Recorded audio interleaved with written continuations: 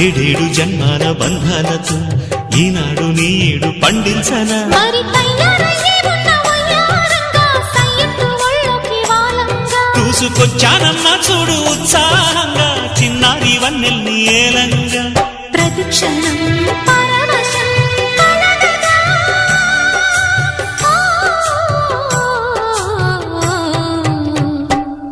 మనసా